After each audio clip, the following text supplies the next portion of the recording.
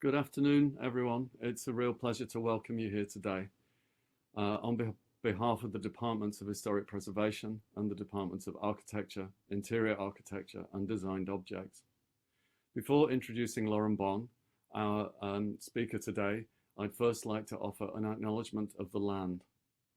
The School of the Art Institute is situated on the traditional unceded homelands of the Council of Three Fires, Ojibwe, Odewa, and Potawatomi. Other tribes have called this place home, and knowing that my words alone are insufficient in expressing the importance and deep connections with the lakes and rivers of the region, I feel compelled to offer a quotation from Robin Wall Kimmerer. When acknowledging her connection to the land, she says, "Joy for the being of the shimmering world and grief for what has been lost." I wish to acknowledge also the lands upon which the technologies being used to facilitate this event are based. The Zoom headquarters is located in San Jose, California, which currently occupies the traditional lands of the Muwekma, Ohlone, and the Tamien. Working alongside Lauren this academic year has included visualizing a space between the Great Lakes region and California. Important, not least in understanding our connected experiences of the continent and its interior spaces. Lauren's presence in the school has been an extended demonstration of a significant interdisciplinary opportunity. The planet and its natural systems have reached a tipping point, and while this understanding presents us with a myriad of seemingly insurmountable problems, there is an implicit opportunity here too. In paying attention to the land, watching and carefully listening to the landscape and all its living systems, Lauren Bonn's work at the Metabolic Studio demonstrates a focused, practical and intellectual work to address this implicit opportunity that's before us all. The Metabolic Studio describes its aims as being to facilitate regeneration through catalyzing self-propagating and self-generating feedback loops that feed the web of life. We need to create on the same scale that society has the capacity to destroy. Lauren's work with us this year has demonstrated a possibility to extend our institutional and instructional capacities, while also building upon her own extensive public activities, a series of public engagements and contextual art activities. Lauren's current focus in Los Angeles is formidable, bending the river back into the city, a 10+ year focused project to remediate the natural life supporting water systems of the Los Angeles River. So alongside pulling permits, reimagining engineering solutions while handling Army Corps expectations, she has sustained an extensive series of presentations, publications, and exhibitions, which include, in 2017, a special edition of the Brooklyn Rail, an exhibition at Manor Contemporary in Jersey City, New Jersey, in 2018, contributing to the Art and Politics panel at Art Basel in Basel, Switzerland. In 2019, exhibiting at the collateral events of the 58th International Arts Exhibition of the Venice Biennale. And in 2020, her work included in the exhibition Desiccated Capital at CMA Gallery and Heavy Metal at Denk Galleries in Los Angeles. As a speaker on a panel called Decolonizing the Geography of the American West at the symposium called Sovereignty Extended at the Pitzer College Art Gallery also. In 2021, Lauren's most recent work has been to present at Gallery Freiraum, an exhibition space in Austria, Vienna, and at the Museum für Kunst und Gewerbe in Hamburg. In the exhibition Mining Photography, the Ecological Footprint of Image Production. It's my pleasure to welcome Lauren. Thank you.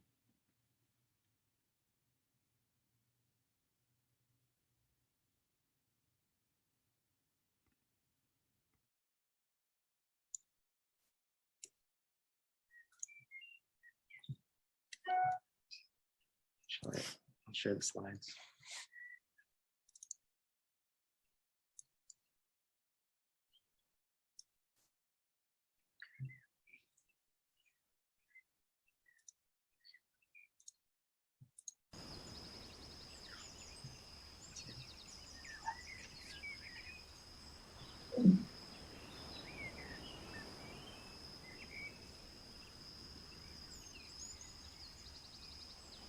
Good afternoon, everybody. Good morning, California people. And hello to some of my MFA students who came here in person to hear what I have to share after a year of being a guest at the School of the Art Institute, Chicago. I came here also to be a guest of the Circles of the Three Fire Indian Native American community, pulled here to what seemed to me to be a giant lotus flower of water unfolding in the middle of the North American continent. I've been drawn to the Great Lakes from the arid West for a decade now, and to its abundance. So thank you to having me this year and letting me be a part of your community.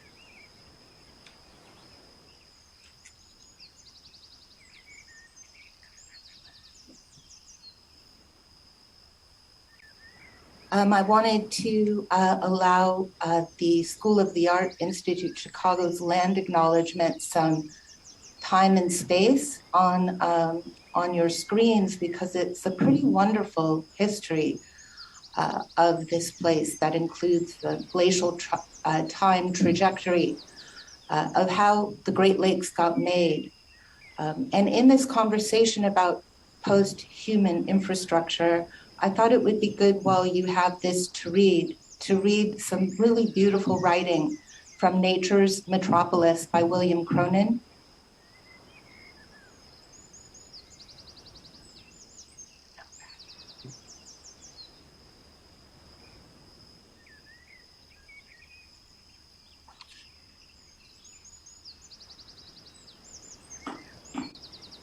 Before the city, there was the land. Go back just over a century and a half to the place that became Chicago, and our familiar distinction between city and country vanishes. At the mouth of the river, where the city would one day stand, small human settlements came and went, but their inhabitants would no more have used the word urban to describe the place than the word rural. Without those words, there would be no city here, not until people came who could dream city dreams in the midst of a cityless landscape. Chicago remained a gathering place like so many other gathering places, scattered between the Great Lakes and the Rocky Mountains.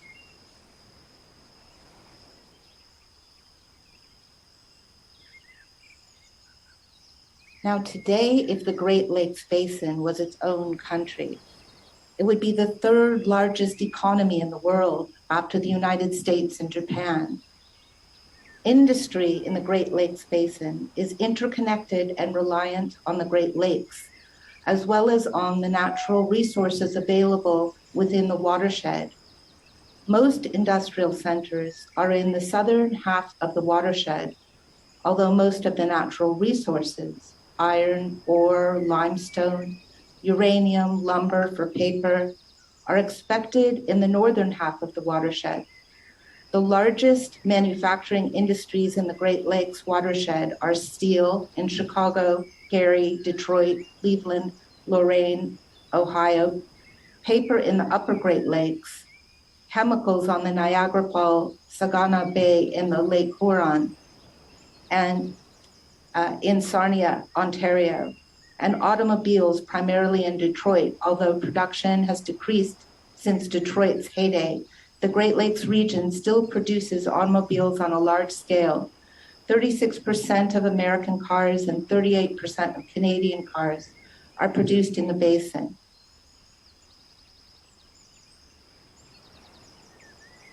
The continent stripped bare, the image on the left, is a cameraless photogram from a visualization I made of the North American continent with country, state, city borders removed. Look at that space of flows. And by extension, Those flows are connected via the Atlantic to Europe and via the Pacific to Asia. There are no real borders in the place of flows. We are all connected. The map on the right shows a more contemporary colonization of that continent stripped bare on the left, one in which the rivers and streams are all accounted for. This is a map of all the project sites co-managed by the U.S. Army Corps of Engineers and the Bureau of Reclamation. The U.S. Army Corps of Engineers owns and operates 600 dams, maintains 12,000 miles of navigational channels inland, maintains 926 coastal Great Lakes and inland harbors, provides water supply storage of 320 million acre-feet in lakes, researchers, and develops technologies to protect the nation's environment and enhance the quality of life. What now, watershed? What now?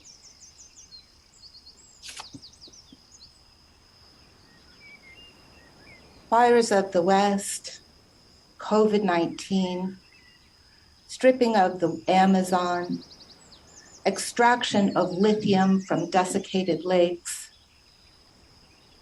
and a mandate to allow us to breathe. What does it mean to be making work in a culture defined by suffocation?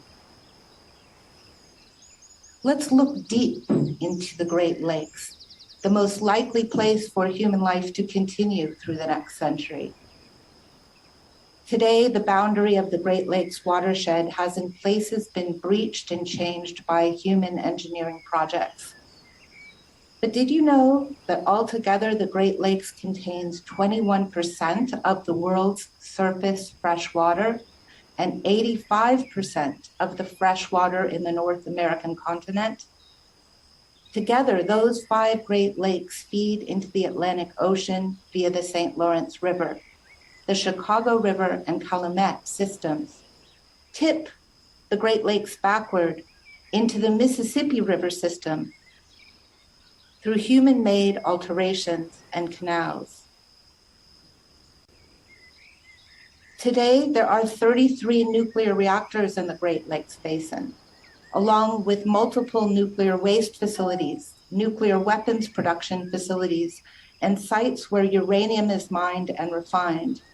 These nuclear hotspots on the map that you're looking at, these sites are created and mapped. The Great Lakes Basin is also crisscrossed with a web of oil pipelines, primarily owned by the Canadian oil company Enbridge. The pipelines move tar sands from Alberta, Canada, through the Midwestern industrial centers to international ports on the St. Lawrence River and the Gulf of Mexico. The pipelines crossing the basin are old and overloaded. A major spill in 2010 dumped over 800,000 gallons of oil into the Kalamazoo River in Michigan, right near the Oxbow retreat that School of the Art Institute Chicago uses so often. And according to the Michigan Coalition Against Tar Sands, estimates have shown that a leak in Line 5, an aging and overloaded pipeline that runs through the Straits of Mackinac, would rival the size of the Exxon Valdez. What now, watershed? What now? What now can we do? One current energy and contamination related concern is the rise of and the use of pet coke for steel processing, which is stored uncovered in large piles on the coastlines of industrial areas. Pet coke production in this region is directly related to Canadian tar sands extraction. Tourism and recreation are major industries, as are growing education and healthcare industries that have been replacing manufacturing as the largest employers in many Rust Belt cities. Because the St. Lawrence Seaway connects the Great Lakes to international ports, shipping and transportation are also major industries for many Great Lakes cities. The Great Lakes make up 40% of Canada's economic activity. Ontario's three main industries are transportational, electronics, and food processing. The following maps describe the scale of industry in the watershed in more detail. When do we stop believing in outmoded borders that no longer serve us? The idea that we believe in a line that runs through the Great Lakes that separates us into two countries, that is the line that needs to be breached. I wanted to thank my mentor, Newton Harrison, for the ability to think to scale. He's been working for over 10 years and is currently, I hope, listening. He is unwell at the moment, and I have benefited from COVID in that we have had weekly Zoom conversations. So the maps that you saw were generated with him and his wife, Helen, and I for an exhibition I did at the Museum of Contemporary Art in Detroit in 2018 called Voices of Detroit, where we brought choirs together to sing about the water shutoffs that were going on. So, this is part of the Great Lakes watershed. We should be talking about this in art schools. I'd like to share a little bit of a conversation that Newton and I had a year ago about Russia that I think also has connection to some of the traumas we're currently living through. Putin absolutely knows, and they are planning for millions of acres of soybean. Why? Because they know that we won't be able to grow it. They have their way out of the oil economy. We don't. When the weather changes and we can no longer produce enough food, we won't have the energy others have. The minute oil fades back, we haven't compensated. The future is already being built now on this idea of photosynthesis, which is the new silver or gold is actually photosynthesis. The very basic manifestation of life is by organisms that don't require anything but light to produce all they need to grow. We're dependent on them, but they're not dependent on us. That's why I'm saying maybe it's not an evolutionary trope. Maybe humans are not an evolutionary trope, but an evolutionary norm. We consume more than we give back. So for Mother Earth to replenish herself, she needs to go back to pure photosynthesis and organisms that require nothing but light to exist. And we need to copy them. And that's why you're saying the practical thinkers are realizing their net gain by the dissolution of capitalism and the way of the global market of capitalism is that they actually possess massive capital in the form of arable land that will rebound. Now you're talking. What do you have in mind to do about it? The way that I think is very different from the way that you think, in that I tend to build models, physical models in space. Yep. Of how things could be, especially if they're scalable. So what I'm doing right now is I'm trying to imitate that possibility in disturbed and contaminated places so that I can create photosynthesis opportunity in order to put oxygen in the air, which connects to my kind of the poetics of this idea of suffocation that I mentioned to you. Having oxygen producing strategies on a large scale for an artist, small scale for the universe feels appropriate to me. And so that's my current effort. So what to do is not clear. I think we're heading down the wall so fast that I'm trying to counter it the largest scale I can while I have these last few years to work. Why do you think I'm working with you so hard? I'm trying to transfer deep energy toward you. I'm very happy to be in your life right now and have been enjoying our conversation for a decade. And I consider one of the real fruits of this time of quarantine the fact that we've been able to have a weekly conversation about what we're working on and how we're thinking and how this moment is forming us Exactly. and also unforming us. It's unforming, there's also this sense of precarity that everything, even on a weekly basis, is uncertain. Like the rate of catastrophe is so rapid.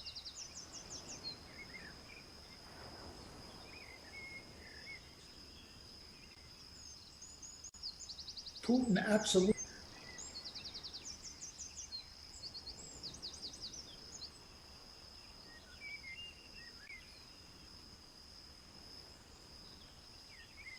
Newton often says that consciousness begins with an apology.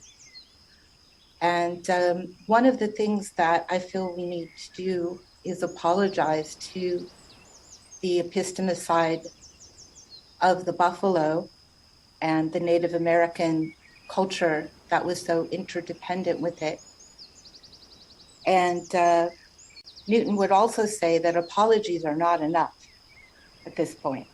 It needs to be apologies followed by actions. But to apologize to this image, I'm gonna sing a little bit. I'm sorry, please forgive me. I'm thankful to see you. I love you. I'm sorry.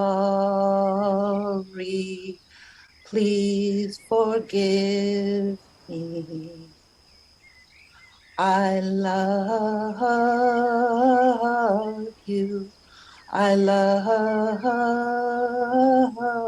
you. I'm sorry. Please forgive me.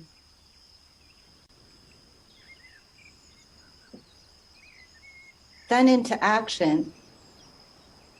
I proposed that a new country wants to emerge, and that country would be called Rose. This country proposes that a new country wants to be based on the protection of the 4 adjacent watersheds of the Intermountain West, the Columbia, the Colorado, and the Rio Grande rivers and the Great Basin water table. Whenever possible, we, the citizens of Rose, will not tolerate any aggression to our watersheds, including, but not limited to, exploitive mining operations, energy grids that compromise life forms, toxic residue burial, desecration of sacred space, military industrial residue, industrial agriculture, ownership of soil, ownership of seed, ownership of water, clear-cutting forest, neglect of the migrating birds, violence towards wild equines and wild fish. Life cannot be patented.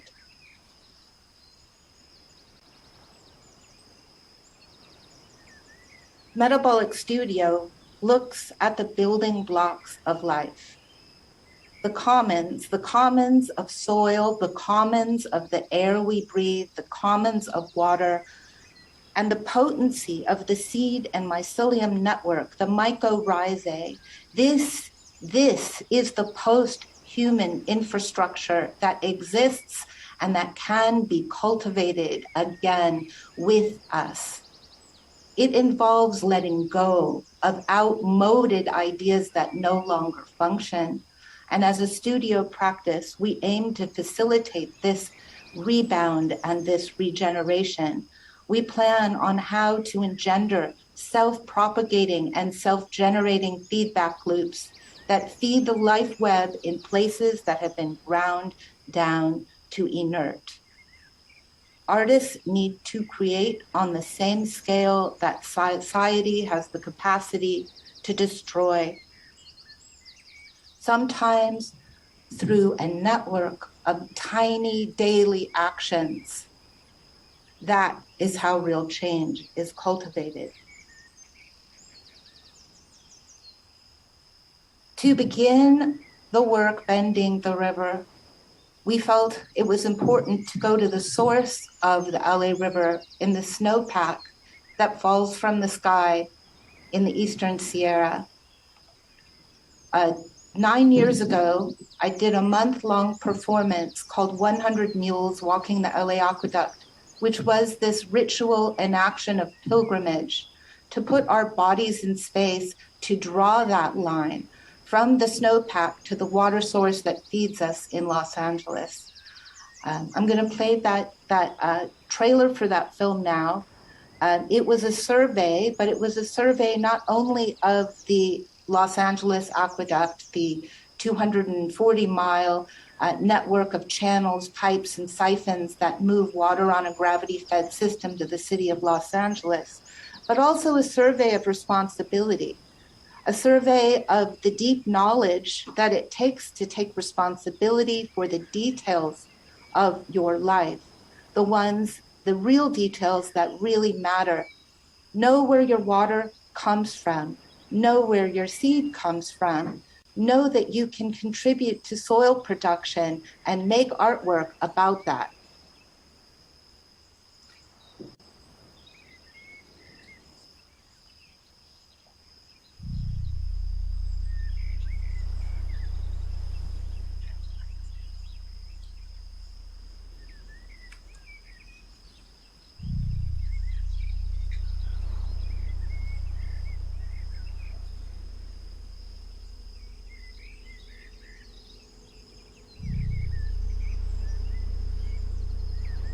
It's 100 years now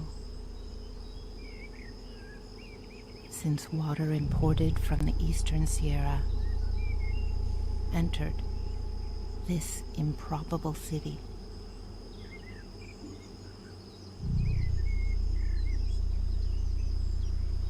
For cities to exist, they need water.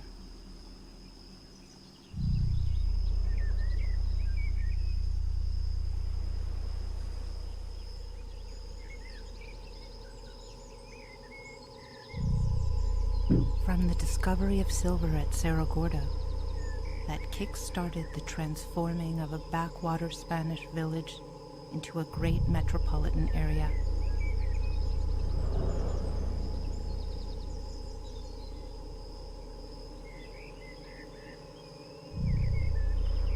To the enterprising, underhanded corralling of water sent south via the Los Angeles Aqueduct.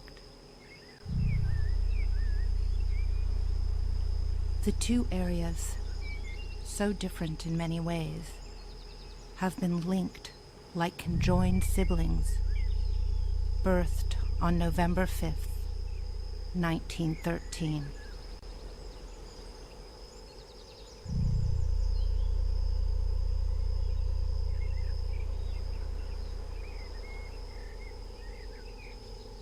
There are a whole lot of assumptions we make by living in a city like Los Angeles. We assume there'll be enough water somehow. We assume there'll be enough food somehow.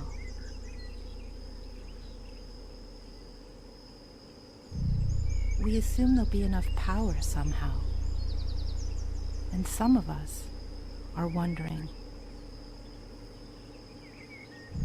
is this a reasonable assumption to make?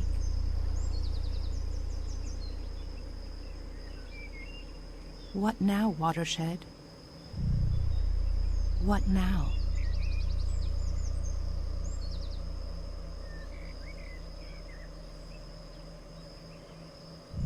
Let's begin a new century. Let's begin with something that makes us think differently. Let's walk this pipeline, travel south with the water, through many landscapes it passes through.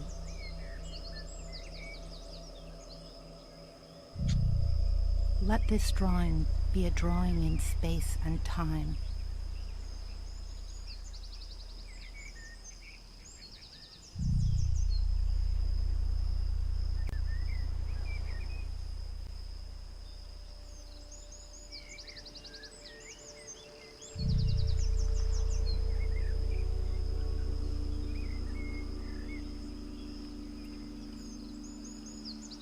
An image of this place.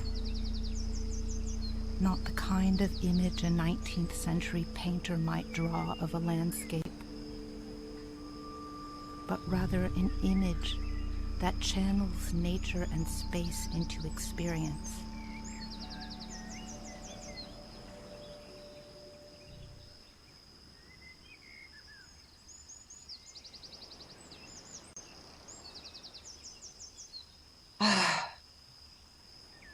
That was a lunar adventure from one full moon to the next. It was an incredible journey in performative time versus glacial time, to be walking that slowly through the edge between two plates, the plate that has the highest point in the North American continent and the lowest point, the Mojave Desert and Mount Whitney meeting on an earthquake fault line on federal property, military property, native reservations, communities, and needing to talk to all of those places about the permission to cross roads with 100 mules. And just like I found so often, pulling in beautiful, sentient, wise creatures like mules creates a flow of magic that's way beyond the artist imagination. To assemble a interspecial parade for a month where you're traveling with fewer people than you are equines in that kind of landscape was truly transformative. And since the goal of the work that I do with Metabolic Studio is transformative work and co-creative work, I felt to start this story about the watershed that we're working with on Tongva, Gabrielino, and Paiute land, from the historic core of Los Angeles to what's now called Owens Valley, really needed to begin with an embodied journey. And now coming to talk at School of the Art Institute following a year here in the architecture and applied interior architecture and designed objects, AIADO, I realize also the importance of sharing very practical knowledge that I glean as a result of this. So I wanted to say one of the things I've learned is if you're traveling with mules, you're traveling with the labor force that shaped the North American continent. George Washington made his fortune by importing mules from Europe in order to build canals and farmland. And those mules became the shapers of both the LA Aqueduct, because they're so sure of foot. They could go places horses couldn't go and trailblaze. And they also, at the same time they were building the LA Aqueduct, the mules were used to build the Panama Canal, which opened at the same time. So when we're talking about infrastructure, I think we need to talk about the labor force that built the infrastructure that we have. And that was imported labor, mules, and mules are technologically engineered animals for labor. They are not biologically engineered. They cannot have their own children. They are made by mixing a donkey and a horse.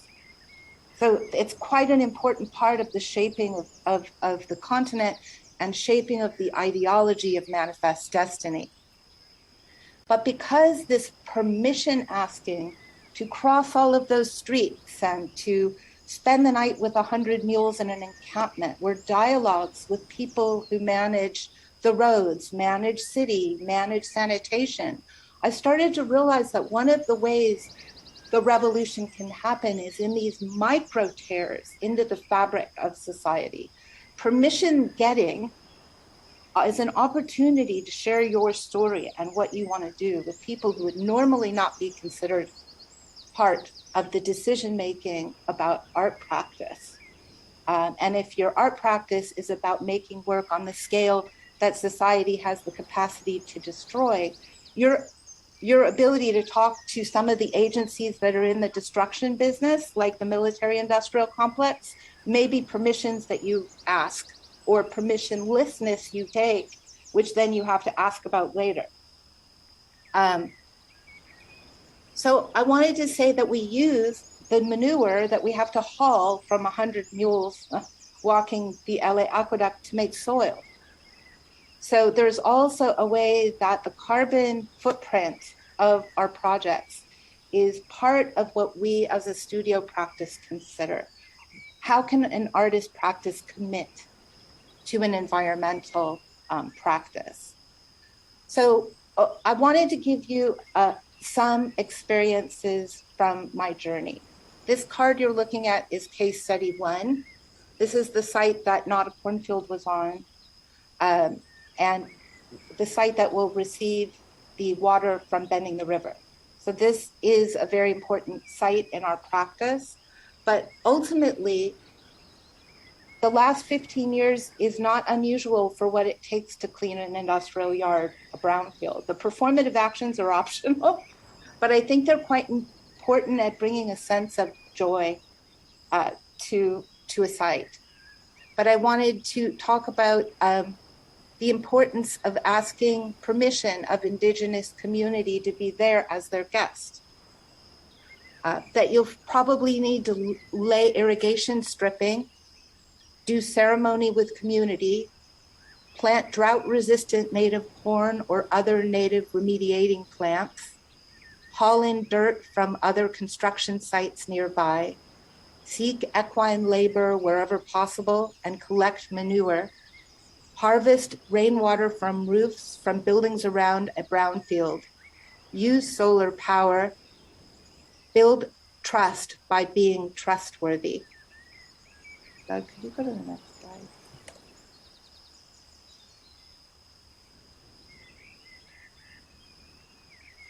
What I've learned on how to make a carbon garden on another industrial light, case study number 2. The historic floodplain, this historic floodplain buried underneath the LA River is our old growth forest in Southern California. 300 feet of clay pipe placed underneath the concrete jacket of the Los Angeles River displaced 1/2 acre of floodplain. Underneath the concrete jacket of the LA River is the historic floodplain. And so it turns out that the floodplain is still alive. Next. So this is a collage of burying the 300 feet of vitrified clay pipe. The hundreds of thousands of miles of infrastructure we've built in the last 100 years to direct the snowmelt of the Sierra and the Rocky Mountains has worked out to establish cities with water and power. However, we are looking at a precarious future, on one in which global warming, nuclear radiation, both from nuclear test sites in the Great Basin and Fukushima through the Pacific, combined with the megafires of the Greater West, drought and increased desertification laced with carcinogenic dust, combined with deforestation of the lungs of our planet, both in the Amazon and Ural forests, all of this is threatening us with suffocation. What can we do about it? Just to give you an impression, This is what 1 ton of concrete poured over alluvium in the LA floodplain looks like when you lift it up. This alluvium dates back 2 million years to the Quaternary period in glacial time. Let's play this. I'm proposing, when we think of infrastructure, to insist on using materials gleaned from the earth rather than petrochemical based plastics, which when they disintegrate will do harm to the living organisms that we are finding in the ground, and for us to adopt a sense of consciousness for the invisible gardens that lay beneath our feet, the invisible clay, the bacteria, the yeast, the seed, the moisture, the invisible gardens that make networks through which resources are shared, and the invisible gardens that talk about soil's abundance and talk and model for us what a gift economy looks like. Take clay. Some of the earliest pottery shards are as early as 14,000 BC in date. So our making clay and putting it back into the ground is ancient, and it manifests deep reconnection and resembles ritual and practice by using it. It is a way to garden. It is earlier than our agricultural practices. Play and work with play take us conceptually back in time, which is a connection to the earth we need.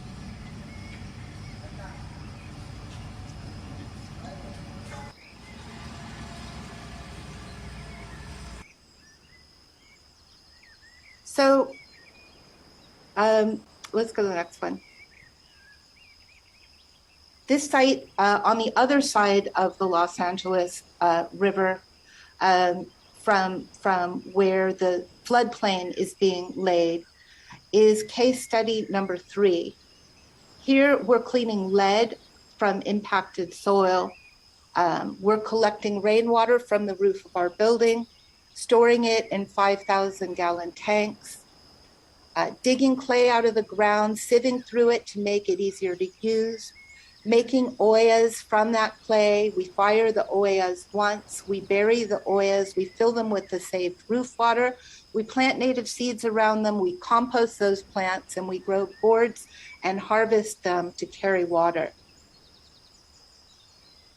This is the image of abundance that I use in Los Angeles as the beginning of my deep cleanse. The performance of corn is a device of wonder that also brings forth its own replication in the form of seed. When you consider all of the gutters being tributaries of the LA River that empty into the LA River, and you see the red dot on the left, and you see the red dot with the radar coming off of it in the center, you can see the network of the utility that will emerge from bending the river. So bending the river is a way that we can make that corn and these case studies have water. We can collect the gutter water, the tributaries that flow in our streets, lift it and cleanse it in a native wetland. And we can use smart contracts and a ledger system to account for the amount of water we're giving away. We can form a new utility, a utility based on community, hyperlocal action, soil building, invisible gardens, the decomposing elements in the ground as signs of abundance. And we can organize water use and the transparency based on a bank of trust and time and a blockchain-based ledger system. And mostly we can take responsibility for the harmed things that we find in our environment by sharing the native plants that we grow back with them. Here with my coworker, Millie and Roxanne, we attend every morning the construction in the river by burning sage.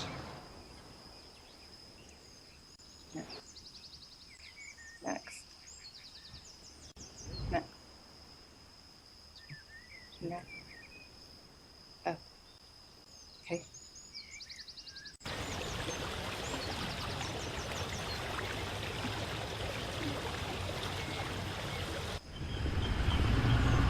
And we end a construction process in the river by burying those pipes that we laid in, making our work invisible. So one of my friends, Christine Wertheim, said that Metabolic Studio is performing the best cleanup job in art history. That where the black dance floor is being rolled is the cut that the pipes are in.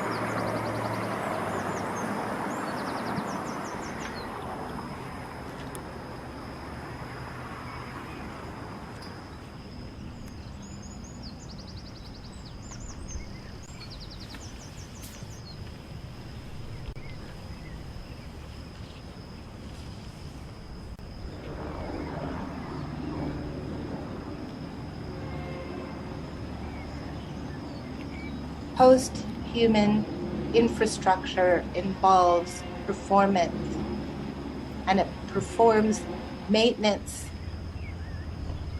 As Merle Lederman-Ukeles lays out for us in her Maintenance Art Manifesto from 1969, the distinction between what she calls two basic systems, development and maintenance. The former, associated with the avant-garde and implicitly male, is concerned with pure individual creation. The new, change, progress, advance, excitement, flight or fleeing.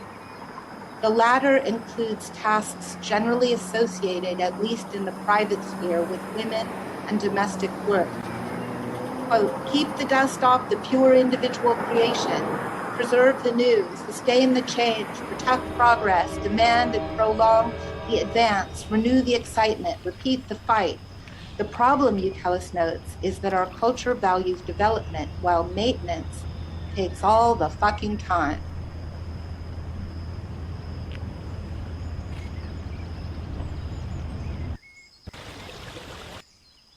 Artists need to create on the same scale that society has the capacity to destroy.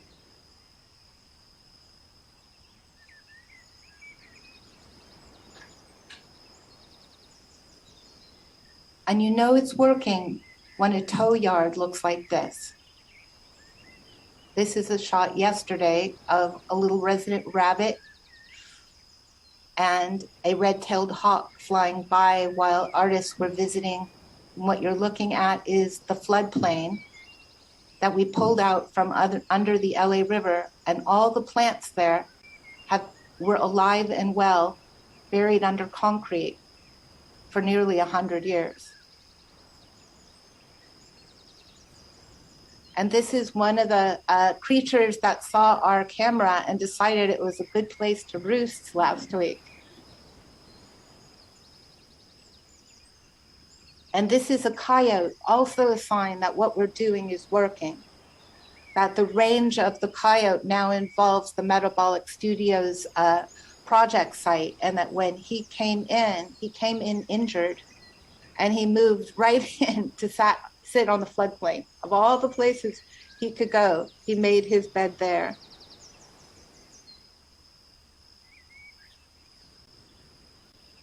And I'll end with a little shamanic film clip from the main guiding question that I ask about permission and permissionlessness spaces that we occupy as artists.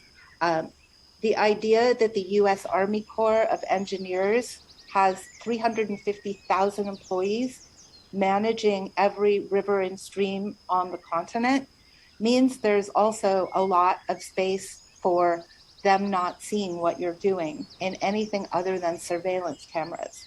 So this was a shoot I did for them to play with the idea of agency in the LA River.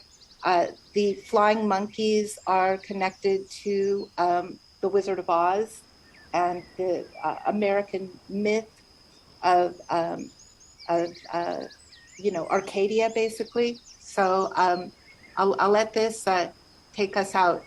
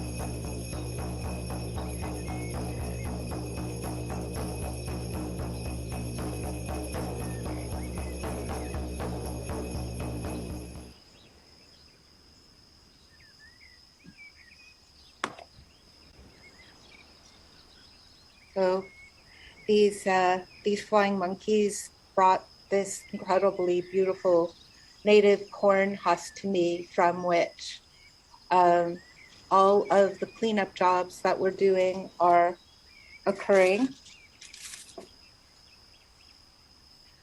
Yeah. Okay. I'm not sure if you saw that because we have to put the lights on. Yeah. This is Hopi arid land corn that we've been growing since not a cornfield. Brought it with me to share with you today.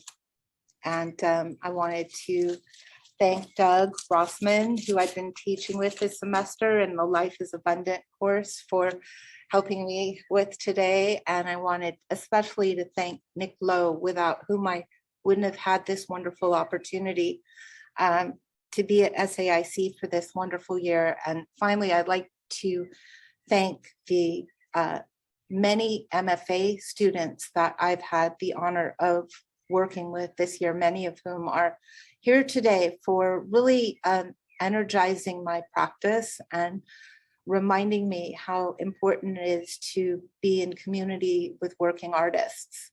So thank you all. Thank you, Lauren. It's a real pleasure.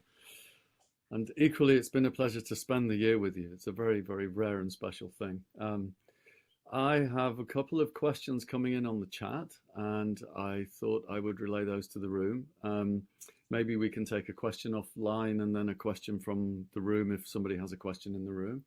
So I'm going to begin with a question from Steve Heyman. He's asking, as a former potter, how do you justify the firing of clay pipe, which requires vast amounts of fossil fuel energy to achieve vitrification?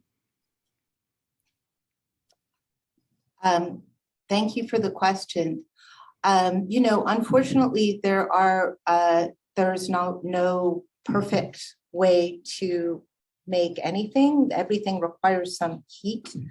But when doing a deep analysis of the pros and cons between the fabrication of the plastic pipe and the fabrication of a standard product of the Gladding McBean factory, we felt that Gladding McBean is making these pipes for sewage in New York City and other urban centers all across the United States, and they're in our own backyard.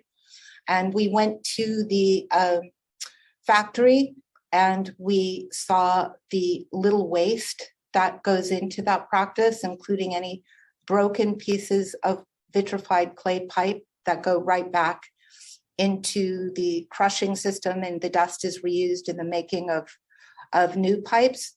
That there was no comparison in terms of the long-term consequences of a centralized network of ovens that they use for a week and then cool for a week So we just felt it was a better all-around product. But the main choice for us has to do also with the not wanting to put anything under the floodplain that would eventually disintegrate and hurt the water and seed and other things. So we also had to account for how we know petroleum-based products disintegrate and affect watershed health.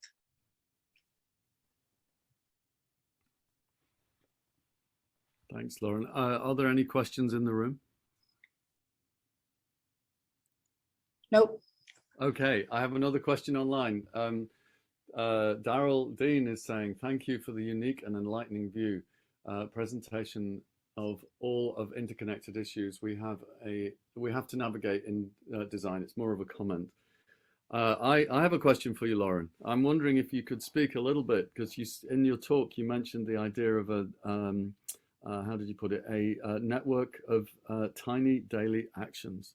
Yeah. And I'm wondering if you could speak to how that manifested for you in the work that you did with us this year.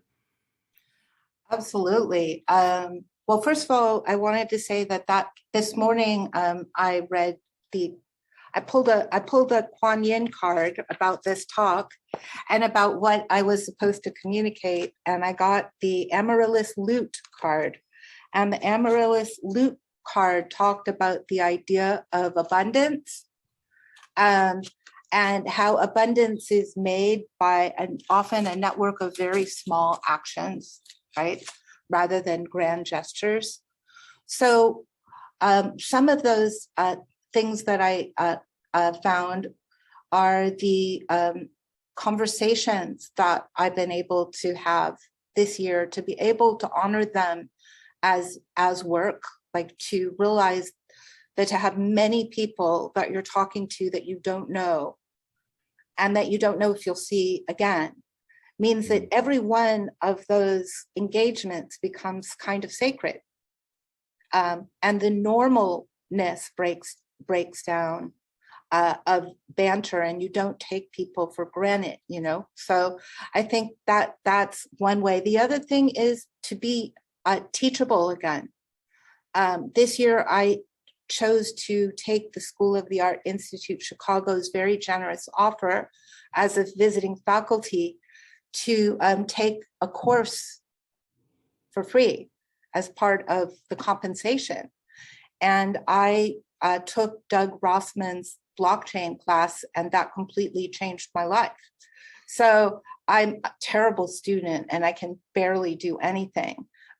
But to be able to consider taking my private water right and putting it on a ledger-based blockchain like a DAO, a decentralized autonomous organization, and to allow smart contracts to emerge, but mostly to dispossess myself of something I don't fundamentally believe in, which is a private water right, is something I've learned by being a student here while teaching. And so that's been one of the, learning to be teachable, and learning also that we all need to be inspired generalists in order to face the problems that are approaching us. And that very often we need to account for what we're learning and make sure that we express it clearly to others so that the stories don't become so encumbered, long and complex, that all you can do is tell your story rather than what your story's journey is teaching you that can be teachable. So for me, trying to learn to teach about the responsibility I feel we have as artists to the web of life has meant trying to find a way to teach that.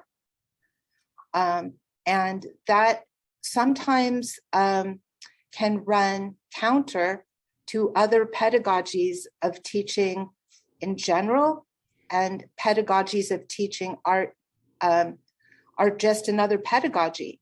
And, I think about what Judy Chicago did in Los Angeles back in the 1970s, when she realized that she might be able to get a show, but she would only be able to be critiqued by an art history that was entirely about men. So she could only get a show, she couldn't get a conversation. So she started a new educational program that rethought art education around only women at first. And now we're learning that gender is fluid. So it's really not about gender, it's about the expansive possibilities of inclusive pedagogy. And I would say in this talk, I'm talking about post-human pedagogies. How do we, when we talk about what we mean when we say we, do we include the things that can't speak for themselves? The migrating birds, the pollinators, the soil that isn't being given an opportunity to breathe? Maybe we should learn to listen. So those are the kinds of things these are these micro changes that I've been able to do. And I've also been able to step away from my practice at Metabolic Studio long enough to really deeply appreciate it and realize what an unusual group of artists and activists I work with and have the privilege to call my co-creating team. So many of them helped me put together this show, not just in helping me organize the material, but performing in it, making it, growing the things that we grow. We do everything, every aspect of what we make as a co-creative team. So I stand in front of you today saying that one of the things that I have learned this year is how special and unique the Metabolic Studio is. And I hope that all of my students will come spend some time with us because there's something special happening, not just at the studio, but through the community building that we do in our hyper-local area of Northeast and downtown and Southeast LA. By sharing food, by learning and mending together on a weekly basis. Like you can join us tonight at 5:30 for our second reading of Basin and Range, where we're taking responsibility to learn about the buffalo and the American bison and the indigenous communities that are bringing it back. That's kind of thing that we do. Those are the small actions. Getting on a Zoom, educating yourself, making embroidery. That's what I mean. Thank you, Lauren. That's great. There's a few more questions in the chat, but we do need to wrap it up right here. I want to thank everybody for coming today, everybody in person and everybody online. If you have burning questions you'd need to ask Lauren, if you'd like a response, you can drop your email in the chat and I'll do my best to pass those things on. But I just want to thank everybody who's been involved in supporting today's talk. Many thanks to our Visiting Artist Program Office team, Andrea and Angie. Thanks to Doug Rossman also, and thanks to my departmental administrators, Hannah Morrow and Becky Borovitz. Thank you so much, everyone. Thanks for joining us.